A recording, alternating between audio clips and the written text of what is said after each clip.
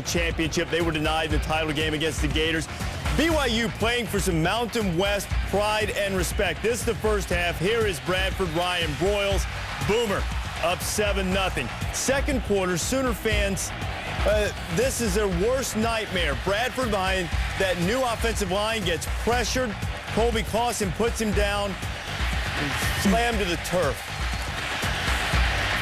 Got a lot of pressure throughout the first half.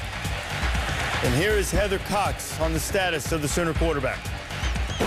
The big news tonight, Heisman winner Sam Bradford left the game late in the first half with an injured shoulder, diagnosed as a right AC sprain to that throwing arm. Now, team doctors have told me they won't be able to determine when Sam can return to the field until they determine if it was a first-degree sprain, second-degree sprain, or tear. That certainly will determine the length of his absence. We'll know more when the Sooners return to Norman. MRI is scheduled for first thing Sunday morning. Heather, if it is a sprain, our medical experts say it's 2 to 4 weeks, but the Sooners didn't have that long. They had to play a second half. Landry Jones going out there in Bradford's stead. Coach is getting him by his face mask, and a little fumble on the snap. DeMarco Murray was there. Sooners had to punt. Fourth quarter, here is Sam. I dare not say this. Sam won the Heisman, but he was sort of going all Tebow on him. And here is Jones with a quarterback sneak on 3rd and goal from the 1. Bronco Mendenhall pumped. OU going to go for it. Just, you know, they're just inches away, Lou. You got to go for it, right? But look at the play clock. Oh, my goodness. This is just, you have to be aware of what's happening. I don't care if you're a freshman or a senior. First thing you teach them where the play clock is on the field. Young quarterback. Let the time run out. They had to settle for a field goal. Max Hall finds Dennis Pitta. Pitta had 7 catches on the night, 90 yards, rips off a big game there, a 4th down conversion. And then Hall looking for McKay Jacobson, close to his hometown in Dallas, catches it, Mark. And a terrific job of getting behind the defense. The Oklahoma defenders lost him in the end zone. How about that drive by Hall? 16 plays, 78 yards. But here comes Landry Jones trying to write his name in Oklahoma lore. Finds Brandon Caleb. First down, getting closer to perhaps a winning field goal attempt, but it's going to be a long one. They bring on Tress Way, 54 yards out. Didn't have a chance. Take a look at the reaction on the sidelines. Max Hall, incredulous. Sam Bradford in disbelief, and Landry Jones disappointed that his debut went the way it did. And a valiant effort from Bronco Mendenhall's team as they beat Oklahoma 14-13, knocking off the 3rd-ranked team in the land. And BYU beats a top 3 opponent for just the 3rd time in their storied history, and it's the Sooners going down early at the hands of the Mountain West Cougars. After the way they ended last season, Virginia Tech is to start. They were only 6-4 before winning out. How about Brandon Dedrick playing just a few days after a man shot him trying to rob him? Treated as a tough guy. You bet he was. Virginia Tech's always tough in special teams. They held Alabama to a couple of field goals, and Dyrell Roberts, you're going to go 98 yards.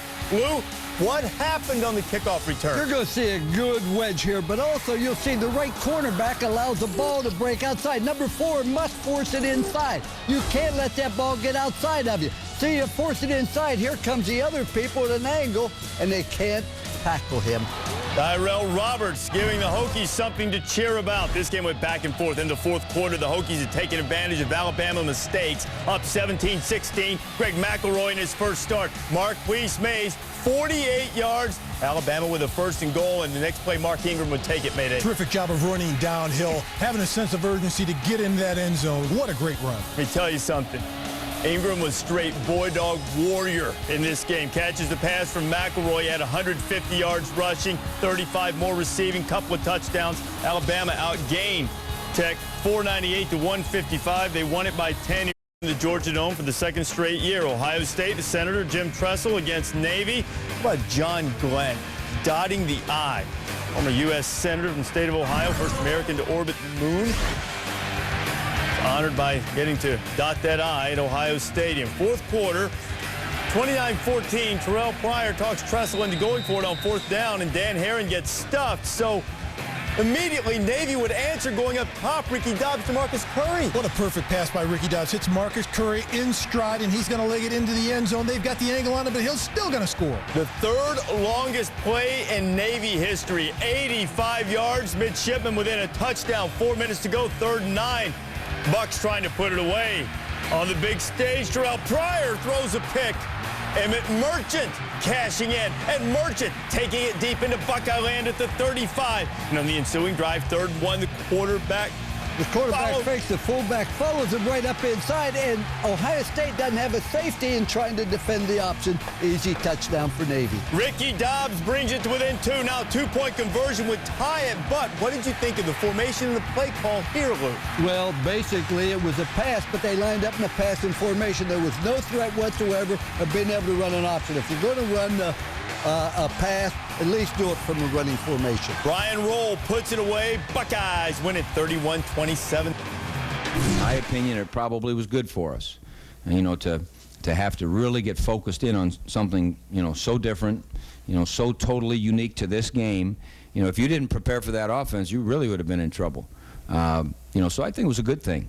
You know, as far as the thoughts on next week is that, you know, our job is to get better, because we know the team coming in next week is a great football team. It's going to be an exciting moment in this stadium. And, you know, you sit back and you think, you know, how fortunate are we? We have a day like today, you know, with this kind of situation.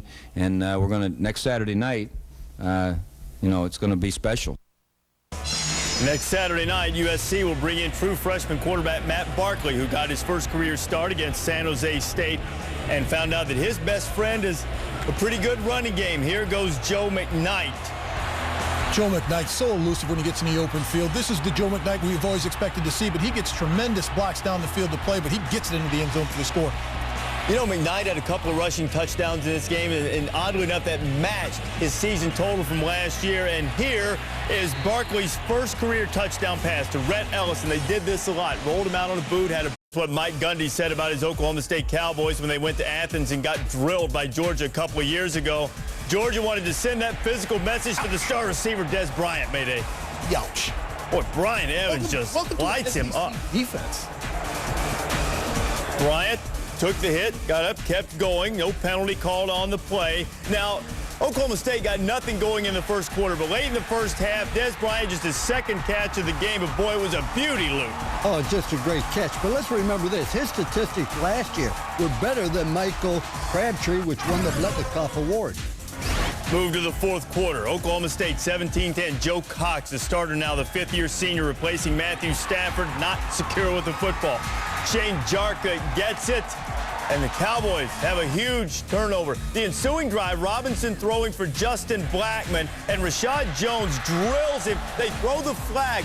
The official said this was going to be a point of emphasis. What did you think about the call, Luke? Boy, I tell you what, he had to call it, but boy, what a great hit. I mean, you got to, how do you keep him from not hitting him? It looked like he was going to catch the ball. As it is, Oklahoma State got the penalty, the first down, and the touchdown. Bryant only caught 3 passes, but twice he wound up in the end zone. 24-10, Oklahoma State wins. Akron and Penn State. Joe Paterno coaching from the sideline for the first time in about 11 months. He was fired up at the pep rally Friday. We want to win tomorrow, and we want to win our life. We need you. We need you. We are State. Penn State on top. I can hardly wait to see him before he plays Ohio State. My goodness gracious, for Akron. He was fired up for Akron. So was Darrell Clark, who had a career day. 353 yards, 3 touchdown passes. That one to Graham Zug. Paterno gets win 384, 31-7. Northern Iowa against Iowa.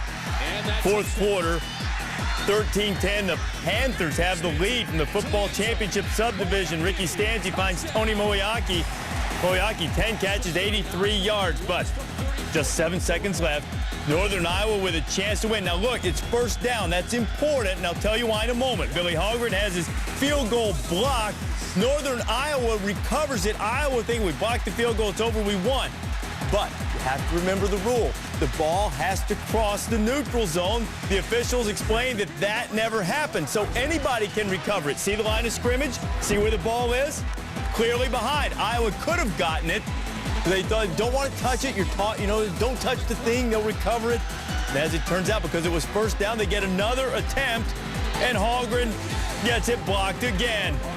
Iowa escapes by the hair of their chinny chin and avoids some in-state embarrassment. They haven't lost to Northern Iowa since 98.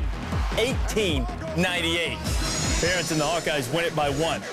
Missouri and Illinois. Well, you know, Missouri lost all those guys. They lost Chase Daniel, Jeremy Macklin, Chase Kaufman. They're not going to have, well, maybe they will. Blaine, Gabbert, Wes Kemp. And Missouri jumps on top 10-0. And Missouri's really had Illinois number. And Juice Williams, well, that one probably should have been called. You picked off by Hardy Rick. Terrific job by Hardy Rick of concentrating on the ball. But Juice Williams in this game, he was not the Juice Williams we expected to see in this game, running or passing. Is only 18-28, 179 yards. Gabbert, meanwhile, highly talented, highly recruited guy. Jared Perry, drive Perry goes in. Gabbert, 4 touchdowns, 3 of them in the air, 1 on the ground. Missouri's beaten Illinois 5 in a row, and they drilled them. For a game over 2,600 miles, Steve Sarkisian coaching his first game as head coach at Washington, the former USC assistant and BYU quarterback. Jordan Jefferson to Terrence Toliver, speed for the Bayou Bengals mark. Terrific move by Terrence Toliver. Great catch here, but watch the move, the nifty move right there. In for the score, Toliver. Greg Walker, you may pick up your lingerie on the turf there at Husky Stadium. Third quarter, LSU up 17-13. There goes Toliver again. 39 yards. He had 4 catches, 117 yards. And, he's making poor Walker. He's like, Coach, a little help over here. Here's Jefferson again, 11 of 19, 172 yards, 3 touchdowns. You've seen a whole lot of LSU in this highlight, but let me tell you something. Washington played with an entirely new attitude in this game. They were relentless, tough, scored right at the end of the game to make it an 8-point final, much closer than many thought. Jefferson having the fine night, 31-23 the final. California won by plenty, 52-13, and that's not the worst thing that happened to the ACC on the day. We'll detail that a little bit later on in college football final. Nevada and Notre Dame, Irish ranked in the top 25, start the season for the first time since 06, starting at 23rd. Jimmy Clausen, Kyle Rudolph. He just had a tremendous day. He had 3 great receivers. There you see the tight end, Kyle Rudolph, making a great catch. Really, for the first time in his collegiate career, Jimmy Clausen looked like the guy that came out of high school as a can't-miss #1 kid, LeBron James of high school football. He looked brilliant, Mark. Watch the throw to Michael Floyd here. Michael Floyd does a terrific job here of just using his speed, taking his jets to the sideline. But it was the offensive line that did a great job protecting Clausen and keeping him upright. And how about these two hooking up all day? This time it's going to go 88 yards. Clausen did make a mistake. He threw 3 incomplete passes, but more touchdowns. When you throw more touchdowns than incompletions, that's a good day. Jimmy had a great day, 35-0, Fighting Irish winning. Western Michigan and Michigan. Rich Rodriguez under a lot of fire of late. Western on its own 42. Tim Hiller picked off by Boubacar Sissoko, and Michigan has it on the Western 38. Now, Denard Robinson is a freshman, never ties his shoes. Never, ever. His shoes are untied. His shoes are untied, Mark. He's running out of his shoes. Because he wants to make it fair. He leaves his shoes untied just to make it fair for the defense. The freshman quarterback was outstanding. He wasn't the only one. Tate Forcier was the starting freshman quarterback. He finds junior Hemingway. Forcier threw 3 touchdowns, 179 yards. Michigan wins it 31-7. Here's Rich Rod. Season in 93, 63-7 the final. Minnesota and Syracuse. Why? Because Greg Paulus, the former Duke point guard, is now the Syracuse starting quarterback. First snap of his career went over his head, turned into a fumble, but then he recovered and, not recovered the fumble, but recovered mentally and threw a touchdown pass to Mike Williams. In overtime, Paulus played pretty well most of the day, but he'd probably like to have this play back. He definitely would. He's scrambling around trying to make a play. He's under duress right here, trying to force the ball. In overtime, gets intercepted. Sit back, take the field goal attempt. And first interception comes in overtime. Minnesota did get a field goal attempt, and Eric Elstead put it home in his first career game. Tim Brewster's team on the road. Perennial winner, why not Baylor? Now, Wake went down to Waco and just destroyed the Bears last year, but this year a different story. In Winston-Salem, Joe Pavelec, fine linebacker for the Bears, picks off Riley Skinner. And check out this play, Lou. Robert Griffin to Kendall Wright. Well, this is like an option here where he Plays off the defender, but watch the speed and the quickness Baylor has, not just with Griffin, with the whole team. Right, turning it on, and Bears up 17-7, third quarter. Baylor on the Wake 28. Done the backward pass from Griffin to Antarius Bryant, who finds Lanier Sampson. Touchdown. Baylor wins it 24-21. Riley Skinner threw 3 interceptions in the game. That's not good news for the ACC, and this certainly isn't. Virginia against William & Mary. William & Mary not, by the way, coached by Lewis Holtz anymore. Jameel Sewell is back. He is picked up by B.W. Webb. B.W. means bad way for Virginia. 26-14.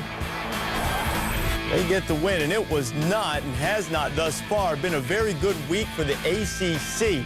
North Carolina State couldn't muster any offense. Virginia and Duke both lose to teams in the football championship subdivision. And thus far, the ACC has a grand total of 1 win over an FBS opponent.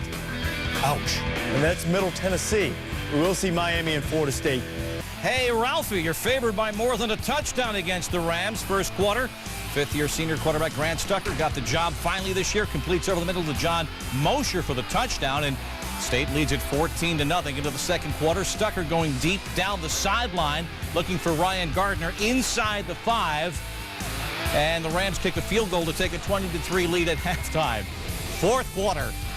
Here comes Colorado. Cody Hawkins, the son of the head coach. He's the quarterback named just before the game to Scotty McKnight.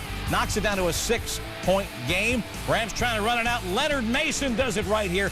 Busts through the hole, takes it down to the 5. That seals it. And I think the Rams are happy to win an interstate game, as certainly their fans were. Storming enemy turf. Everyone's darling of the SEC, Jevan Snead. Some people think he might be a Heisman Trophy candidate, but Snead gets off to a poor start against Memphis here, intercepted by Deontay Lamar, who returns it inside the Ole Miss 30. Memphis would score to make it 10-7. Then Jevan Snead again, escaping the pressure, throws it deep downfield, but into double coverage, picked off by Darius Davis, who's finally tackled near midfield, but not before he makes them chase him around for a while. Snead in the first half, 5 of 12, 74 yards. Dexter McCluster says, I'm coming to the rescue. Receives the pitch. Great spin move, then runs to the left side, gets knocked out of play just shy of the goal line. Take another look though at McCluster. Watch the spin move right there. It just makes linebacker Greg Jackson look silly. Snead then comes in and completes over the middle to McCluster. This one for a touchdown, 17 yards. Watch it again on ESPN Access. Melvin Harris runs underneath route to the middle of the field. That brings a safety up, leaves McCluster one-on-one against the corner. Deontay Lamar. McCluster runs deep. He gets inside of Lamar. And that sets things up to catch the touchdown. Imagine if it really took that play to make a run. Ole Miss wins it 45-14 the final.